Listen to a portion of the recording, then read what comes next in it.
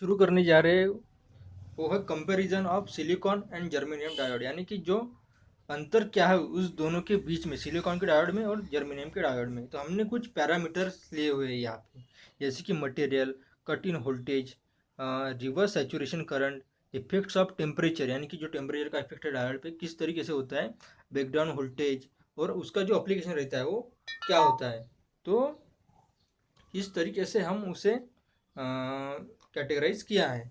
तो जैसा कि हमने देखा कि सिलिकॉन का जो डायोड रहता है, बेसिक सी बात है, उसका नाम ही इसलिए पड़ा है कि जो मटेरियल है उसमें सिलिकॉन, तो उसमें सिलिकॉन का यूज़ किया गया है, और जो जर्मेनियम है उसमें जर्मेनियम का यूज़ किया गया है, तो उसका जो नाम पड़ा है जर्मेनियम डायोड। और जो कट इन वोल्टेज होता है, कट इन वोल्टेज होता है, ये बहुत ही इंपॉर्टेंट पॉइंट है दोस्तों। आप इसे बहुत ही लिख के रखिए या फिर अपने बहुत ही ध्यान में रखिए, अपने दिमाग में कॉपी पेस्ट कर लीजिए इसको आप। तो इसका जो कट इन वोल्टेज रहता है वो 0.6 वोल्ट रहता है, और जर्मेनियम के केस में इसका वोल्टेज रहता है 0.2।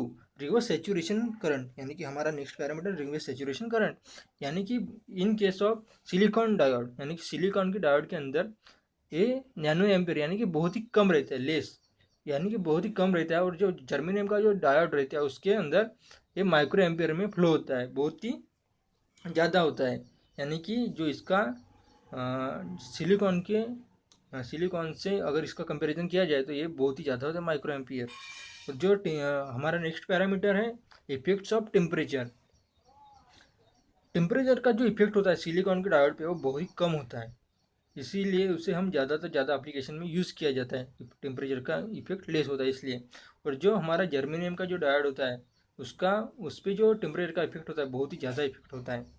और जो ब्रेकडाउन वोल्टेज रहता है, ब्रेकडाउन वोल्टेज जो सिलिकॉन के केस में वो क्या होता है, ज़्यादा होता है, और जो ब्रेकडाउन वोल्टेज होता है वो जर्मेनियम के केस में बहुत ही कम होता है। और हमने जैसा आपको कहा कि जो इसका एप्लीकेशन है, एप्लीकेशन यानी कि सिलिकॉन का जो डायोड होता है उसमें रेक्टिफायर, क्लिपर्स, क्लैम्पर्स और फ्री व्हीलिंग के लिए इसका हम यूज़ करते हैं, क्योंकि इसका जो इफेक्ट ऑफ टेम्परेचर है वो बहुत कम होता है, इसलिए हम इसमें यूज़ करते हैं। और जो इफेक्ट ऑफ टेम्परेचर ज़्यादा होता है इसके कारण जो एप्लीकेशन है लो वोल्टेज, यानी कि जहाँ पे कम वोल्टेज है वो कम टेम्परेचर है उसमें हम इसका यूज़ करते हैं। स्पेसिफिकेशन ऑफ डायोड, यानी कि ये जो पैरामीटर्स है 7 पैरामीटर है, इससे हम जो डायोड का जो स्पेसिफिकेशन है, यानी कि डायोड में से कितना करंट फ्लो होगा, यानी कि उसका मैक्सिमम वोल्टेज रेटिंग कैसा रहेगा, उसका पावर डिसिपेशन कैसा रहेगा, टेम्परेचर कैसा रहेगा। तो हम किसी भी डिवाइस को या मटेरियल को हम खरीदने जाते हैं दुकान में, तो उसमें क्या होता है कि हम जैसे कि आप शक्कर लेने जाते हो तो हम पर्टिकुलर अमाउंट ऑफ शक्कर मांगते हैं, यानी कि हम उसे ऐसा नहीं कर देते कि हमें इतनी इतनी शक्कर चाहिए, या फिर कोई भी दूसरी चीज़ अगर लेने जाते हैं तो हम उसे स्पेसिफिक अमाउंट ऑफ बता दें, जैसे कि हम बता देंगे दुकान वाले को कि हमें 1 kg शक्कर चाहिए, या फिर दूसरी कोई भी चीज़ हम मांगते हैं। तो उसी तरह के जो पैरामीटर्स होते हैं डायोड के केस में भी होते हैं, तो उसे हम डायोड स्पेसिफिकेशन कहते हैं। हमने यहाँ पे 7 पैरामीटर देखेंगे, आगे ब्रीफ में देखेंगे इनको।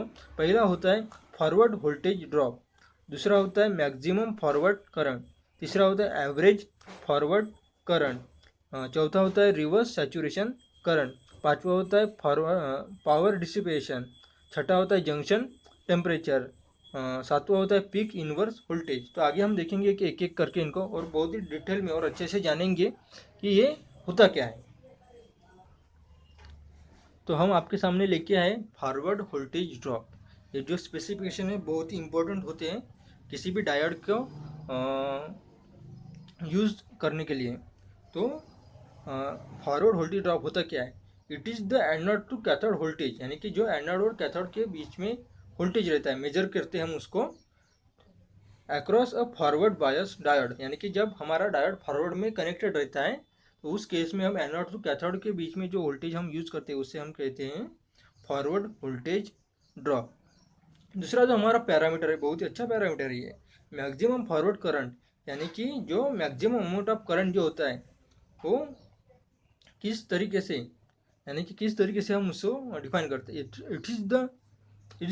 It is defined as the maximum value of forward current, यानी कि जो maximum value of forward current that can be allowed to passing through यानी कि जो डायोड में से पास होती है उसे हम फॉरवर्ड बायस डायोड में पासिंग होती है विदाउट डैमेजिंग इट, यानी कि मैक्सिमम अमाउंट ऑफ करंट जब हमारे डायोड में से पासिंग होता है विदाउट डैमेजिंग इट मैक्सिमम, उसे हम कहते हैं maximum forward current.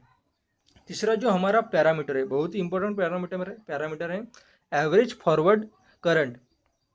It is defined as the maximum average rectified current, यानी कि इसे हम डिफाइन करते हैं maximum average rectified current with a which can flow through a forward bias diode, यानी कि जो एवरेज रेक्टिफाइड करंट जब फ्लो होता है मैक्सिमम वो भी, तो उसे हम कहते हैं एवरेज फॉरवर्ड करंट। चौथा जो हमारा पैरामीटर है रिवर्स सैचुरेशन करंट। तो रिवर्स सैचुरेशन करंट होता क्या है कि the current of depends on temperature and independs on the applied voltage, यानी कि जो हमारा करंट होता है वो डिपेंड्स रहता है ऑन टेम्परेचर और इंडिपेंड रहता है अप्लाइड वोल्टेज के, तो उसे हम कहते हैं रिवर्स सैचुरेशन करंट।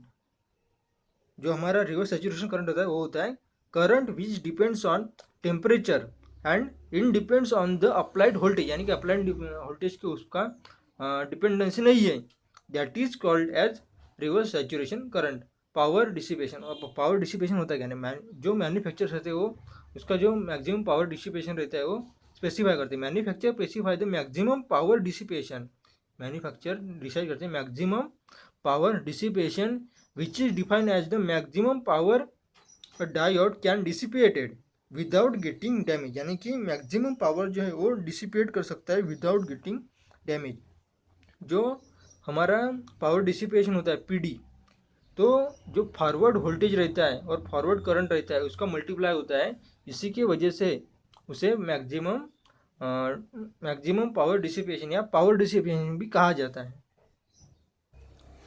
हमारा जो छठा पैरामीटर है जंक्शन टेम्परेचर, जिसे हम टीजे मैक्स से यानी कि टेम्परेचर एट जंक्शन मैक्सिमम इससे डिनोट भी करते हैं। It is the maximum temperature, यानी कि ये जो है temperature maximum junction, it allows to operate the without getting damage, यानी कि जो हमारा डायोड है वो ख़राब नहीं होना चाहिए यानी एट मैक्सिमम टेम्परेचर पे, तो उसे हम कहते हैं मैक्सिमम टेम्परेचर एट जंक्शन। तो ये हो गया हमारा जंक्शन टेम्परेचर। और हमारा जो सातवां जो पैरामीटर है peak inverse voltage PIV, it is the maximum reverse voltage, यानी कि जो मैक्सिमम रिवर्स वोल्टेज है which can be applied across the diode, यानी कि मैक्सिमम रिवर्स वोल्टेज जो होता है वो अप्लाइड होता है और वो भी विदाउट गेटिंग डैमेज। तो अब हम देखने जा रहे हैं comparison of ideal diode and real diode, यानी कि जिसने भी आइडिया लगाया होगा कि डायोड हम बना सकते हैं इस तरीके का, हम एक रेक्टिफाइड डिवाइस या जो यूनिडायरेक्शनल फ्लो ऑफ करंट कर सकता है ऐसा अगर हम डिवाइस बना सकते हैं, तो उन्होंने कुछ आइडिया किया होगा कि ये जो पैरामीटर्स हैं उनके बेस पे हम उसे बना सकते हैं। तो कुछ पैरामीटर्स है जैसे कि forward resistance, reverse resistance, cut in voltage, reverse saturation current, forward bias saturation, reverse bias state, forward bias state और रिवर्स बायस स्टेट। तो हमने प्रैक्टिकली ये सब जो थ्योरी है, प्रैक्टिकली जो पॉसिबल थ्योरी है वो हमने देख ली है। तो उसका अब हम कंपैरिजन करने जा रहे हैं कि आइडियल केस में और रियल डायोड में वो होता कैसे। तो हमारा जो पहला पैरामीटर है फॉरवर्ड रेजिस्टेंस, जो कि आइडियल डायोड में जीरो होता है, आइडियल केस में वो जीरो होता है और रियल केस में फ्यू ओहम्स उसका रेजिस्टेंस रहता है। और जो हमारा रिवर्स रेजिस्टेंस है, रिवर्स जो रेजिस्टेंस है वो आइडियल केस में इन्फाइनाइट रहता है, आइडियल केस में इन्फाइनाइट रहता है। और जो रियल जो डायोड रहता है उसके अंदर फ्यू हंड्रेड किलो ओहम का वो रेजिस्टेंस रहता है। तो हमारा थर्ड जो पैरामीटर है वो है cut in voltage, cut in voltage. तो कट इन वोल्टेज जो रहता है आइडियल डायोड में वो रहता है 0 वोल्ट। और इन रियल केस में अगर हम देखेंगे कि तो वो जर्मेनियम की केस में 0.6 रहता है और सिलिकॉन की केस में वो रहता है 0.2। और हमारा जो चौथा पैरामीटर है रिवर्स सैचुरेशन करंट, यानी रिवर्स सैचुरेशन करंट जो रहता है वो 0 रहता है इन केस ऑफ आइडियल। और रियल केस में क्या होता है कि जो सिलिकॉन के केस में वो नैनो एम्पियर में फ्लो होता है और जर्मेनियम के केस में वो मिली एम्पियर में फ्लो होता है। पांचवा जो हमारा पैरामीटर है फारवर्ड बायोस्टेट, यानी कि हम उसे किस तरीके से रिप्रेजेंट करते हैं। तो जो इस तरीके से वो कनेक्टेड रहता है, ये हमारा डायोड हो गया। डायोड में वो क्या रहता है कि कनेक्टेड रहता है, फॉरवर्ड वायर में वो कंडक्शन रहता है, तो ये आइडियली हो गया। मगर रियल डायोड में क्या होता है कि वो डायोड का सिंबल रहता है और उसमें क्या होता है कि वोल्टेज ड्रॉप रहता है, नेगेटिव वोल्टेज ड्रॉप, या फिर उसे हम कहते हैं पीक इनवर्स वोल्टेज। और डायोड का खुद का रेजिस्टेंस रहता है।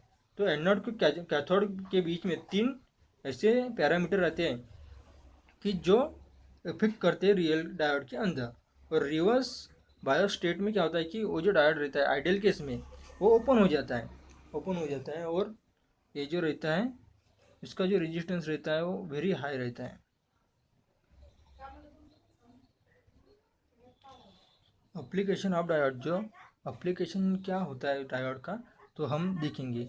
उसमें क्या होता है कि पहला जो हमारा एप्लीकेशन है वो रेक्टिफायर, यानी कि AC टू DC कन्वर्ट करने के काम आता है। और दूसरा हमारा एप्लीकेशन है क्लिपिंग एंड क्लैंपिंग, यानी कि जो वोल्टेज की जो वेवफॉर्म होती है उसको कट करने के काम आता है। हमारा तीसरा एप्लीकेशन है वोल्टेज मल्टीप्लायर, यानी कि जो वोल्टेज है वो मल्टीप्लाई करके हम उसे बढ़ा सकते हैं। AM डिटेक्शन, यानी कि जो FM और AM में जो जिसका यूज़ होता है, तो उसमें AM का डिटेक्शन हम उसमें कर सकते हैं। पांचवा जो हमारा एप्लीकेशन है फीडबैक डायोड, यानी कि किसी नेटवर्क में हम उसे feedback diode as a use कर सकते हैं। छठा हमारा एप्लीकेशन है फ्री व्हीलिंग डायोड, यानी कि किसी हम रिले सर्किट में या फिर किसी भी लोड जहाँ पे इंडक्टिव लोड होता है वहाँ पे हम इसका यूज़ करते हैं, तो वहाँ पे हम इसको फ्री व्हीलिंग डायोड की तरह यूज़ कर सकते हैं। यानी कि जब उसमें एनर्जी स्टोर होती है तो वो एनर्जी रिलीज़ करने के लिए हम उसे यूज़ करते हैं, वो भी हम आगे देखेंगे किस तरीके से हम यूज़ किया जाता है। Log and anti log amplifier, यानी कि जो लॉग एम्पलीफायर होते हैं और एंटी लॉग एम्पलीफायर में उसका यूज़ किया जाता है। और प्रिसीजन रेक्टिफायर यानी कि जो रेक्टिफायर रहता है उसको हम कंट्रोल कर सकते हैं। जैसा कि हमने पहला एप्लीकेशन देखा कि रेक्टिफायर, उसमें उसको हम कंट्रोल नहीं कर सकते। और ये जो प्रिसीजन रेक्टिफायर है वो ओपैम्प की द्वारा से बनाया जाता है, तो उसमें हम उसका कंट्रोल कर सकते हैं। तो जो जितना भी हमने आज देखा कि डायोड के स्पेसिफिकेशन क्या होते हैं, तो वो सब आपको समझ में आया होगा ऐसे मैं आशा करता हूँ। और इस वीडियो को ये ख़त्म करता हूँ। थैंक यू दोस्तों देखने के लिए।